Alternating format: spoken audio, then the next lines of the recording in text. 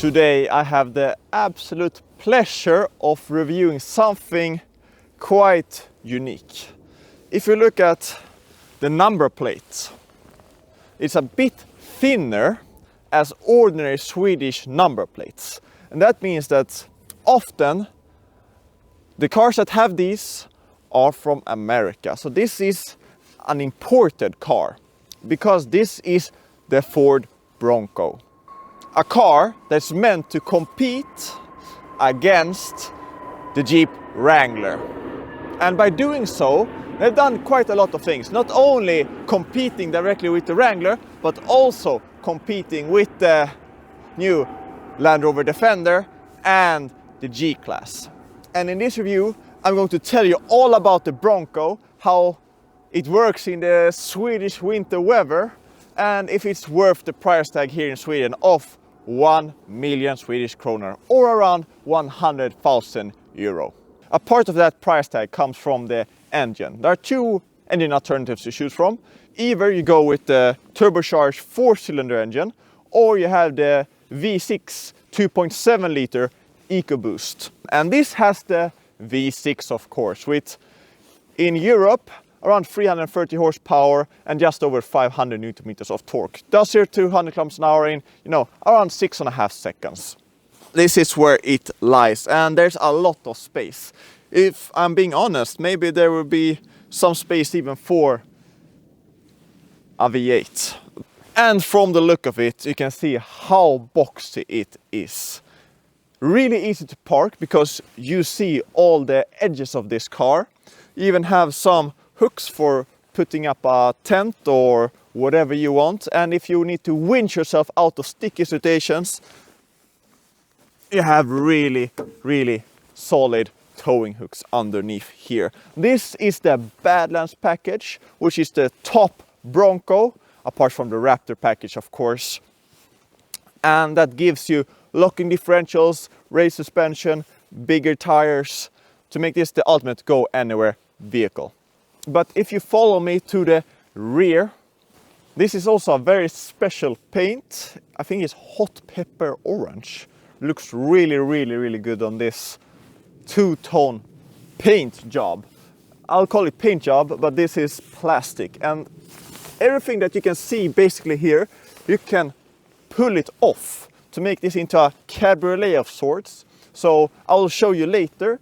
There are roll bars that are integrated. So if you crash, you'll still be safe. You can even remove the doors if you want that for some reason. This is a body-on-frame car, which is a very old traditional way of building cars, but it is tried, tested, and it can stand up for any abuse that you can throw at it. The rear door opens like this. Very heavy door, and then you open the upper part here. A decent amount of rear storage. However, since the tires are so massively wide, they go quite far into the rear storage space, so it's not that wide. You can fold down the rear seats in the 40-60 configuration, but you do have a lip in the middle, a hump. Easy to get stuff out and in.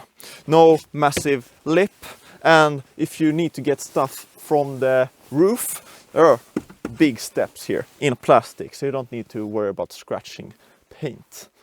Here are the integrated roll bars that go from, from the rear to the front. The only problem is that there's a lot of sounds coming from, stuff being together with, fasteners. There's a lot of clunks, a lot of, dings when you drive this normally. And especially when driving to the right, I don't know, there's some sound coming from either the suspension or the axle or something in the rear. Leather, orange stitching, looks good. Thick, hard plastic, which if you're like me, 187, quite tall legs, not that comfortable, especially with the ribbons here. Cool design, but quite uncomfortable if your knees are touching the backside of the seats. The angle of the seat of itself, fairly decent. You get some head support as well, as should be. The middle seat, however, there's a big hump, and that means that it's not comfortable at all to sit in the middle. Only for people that are short, or if you're driving a short distance. There's also a very big tunnel in the middle here, so sitting in the middle, not recommended at all. If you look onto the roof, you will see all the fasteners for removing the roof of itself. What an interior! Definitely American, but in a good way. To be fair, everything feels very solid. Closing, opening and closing the door feels solid. There's a coupe design, not a coupe, but a lot of sports cars, a lot of coupes have this design of the frameless side window, but a lot of plastic. And that is for a very specific reason. If you need to change stuff, if stuff gets dirty, broken, you can change that and you don't have to worry about scratching expensive leather or metal. Luckily, Ford has worked a lot with colors. So here's some lighter gray plastic, some darker plastic, some orange plastic, and some rubber as well to give you more grip. The seats are very comfortable, very leathery, very American, not that much side support. But all in all, a thoroughly unique interior in a good way. Luckily, they have manual controls for the climate control and manual buttons for the cruise control, for navigating the digital gauge cluster, and so on. Furthermore, we have manual controls for the GOAT modes, go over any terrain. There are 7 presets: normal, eco, slippery, mud ruts, sand, Baja, and rock crawl. Driving the new Ford Bronco, and let me get all of the bad things out of the way. I don't know if this is a Monday example, but if you have the Bluetooth connected, listening to some music, put the car from drive to reverse, there will be a lot of static. Every time you do that, it happens. Really weird and annoying. The digital gauge cluster and the infotainment system is very slow at responding. There's a lot of wind noise when you go over 70 or 80 kilometers an hour because it's such a boxy car, and it's quite thirsty as well. I've averaged about 1.4 liters per 10 kilometer. If you're driving in the city, it will go up. If you hypermile it, around 1.2. Those are the bad things. But there's a lot of good stuff about this car. And one of them, which I was quite surprised about, was how good it is at driving on a regular road. The suspension swallows most of the unevenness. The steering gives you enough feedback to know what is happening underneath you.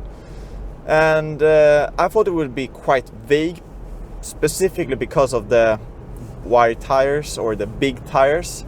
But that's not the case. It's just as capable as basically any other car driving or being a regular car.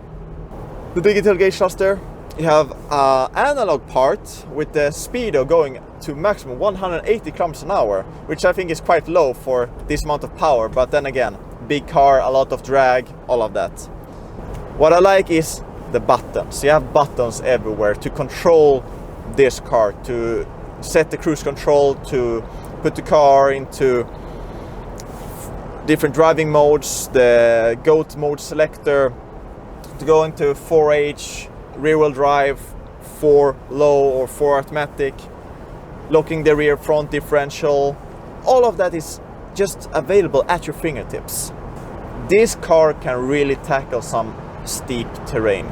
It just eats basically everything. It is the Badlands package, which means that you have so much tire, you have so much wheel travel, so much suspension, and the design, the looks, it really stands out. People do look. Since it is so expensive, especially to import it into Europe and all of that, it's up there with, you know, the Land Rover Defender and even the G-Class, even the Mercedes G-Class.